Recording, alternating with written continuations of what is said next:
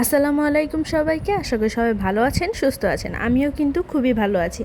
এই তো দেখতে পাচ্ছেন একটা জালি নিয়ে বসেছি, আজকে এটাই রান্না করব। তো দেখুন ম্যাজিকের মাধ্যমে কিভাবে আমি কাটাকুটি করে একদম সেদ্ধ করে ফেলেছি। এইদিকে হচ্ছে সেদ্ধ করার পর এইদিকে মাছ, তারপর যা যা আজকে রান্না করব সব কিছু কেটে একদম রেডি করে রেখে দিয়েছি। আসলে আমি প্রথমে হচ্ছে একদম কেটে কুটে রেডি করে তারপর হচ্ছে বসাই।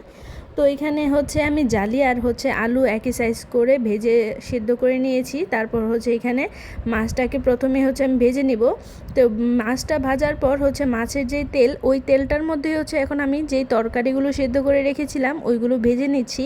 ভেজে উঠিয়ে রাখার পর এখন হচ্ছে ওই তরকারির জন্য মশলাটাকে কষিয়ে নেব। কষানোর পর যখন তেলটা উপরে উঠে পড়বে ঠিক তখনই হচ্ছে আমি তরকারিটা দিয়ে দিব। আজকে বেশি একটা তরকারি রান্না করিনি, অল্প করে রান্না করেছি, যেহেতু তরকারি বেশি একটা খাওয়া হয় না আর জালি তেমন একটা আমিও পছন্দ করি না, যার কারণে অল্প করেই রান্না করা। তো ওই চুলায় হচ্ছে জালিটা বসিয়ে দিয়েছি আর এই দিকে হচ্ছে আমি ভাজিটার জন্য পেঁয়াজ মরিচ এগুলো সব একসাথে ভেজে নিচ্ছিলাম। এইদিকে আমার তরকারিটা বলক চলে এসেছিলো, যার কারণে মাছগুলোও দিয়ে দিলাম।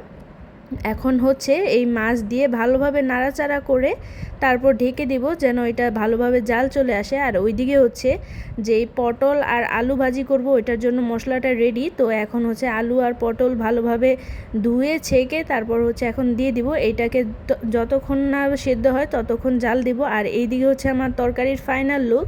তরকারিটা দেখতেই কিন্তু মনে হচ্ছে যে খুব মজা হবে, আসলেই কিন্তু মনে হচ্ছে যে খুবই মজা হবে। কালারটা কিন্তু খুবই সুন্দর এসেছে।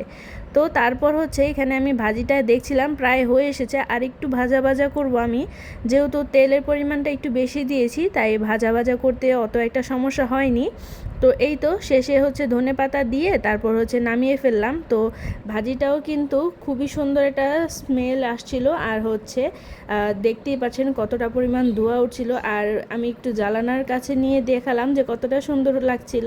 তারপর হচ্ছে ওই দুইটা রেডি করার পর এখন হচ্ছে আমি ঢেঁড়স ভাজিটা করব। ঢেঁড়স ভাজির জন্য এখানে আমি পেঁয়াজ আর রসুনটাকে ভেজে নিচ্ছি। এখানে কাঁচামরিচটা আমি ফালি করে দেব না, আস্তই দিয়ে দিব, যার কারণে এখানে দেইনি। তারপর ঢেঁড়সের সাথে একসাথে কাঁচামরিচটা দিয়ে এখন ভালোভাবে নাড়াচাড়া করব। ঢেঁড়স ভাজিটা কিন্তু আমি আমার আম্মুর কাছ থেকে শিখেছি। শাশুড়ি মা যতই রান্না পারুক, মার কাছ থেকে শেখার আনন্দটাই কিন্তু আলাদা হয়। তো এইদিকে আপনাদেরকে দেখাচ্ছিলাম আজকে কি কি রান্না করেছি। এই তো আমার মাছ তরকারি, সেই সাথে ছিল আলু আর পটল দিয়ে ভাজি আর হচ্ছে ঢেঁড়স ভাজি। আপনাদের কাছে আমার এই ছোটোখাটো রান্নার ভিডিওগুলো কেমন লাগে অবশ্যই কিন্তু কমেন্ট করে জানাতে ভুলবেন না। তো নিয়ে চলে আসবো নতুন একটা ভিডিও। সবাই ভালো থাকবেন, সুস্থ থাকবেন। আল্লাহ হাফেজ সবাইকে।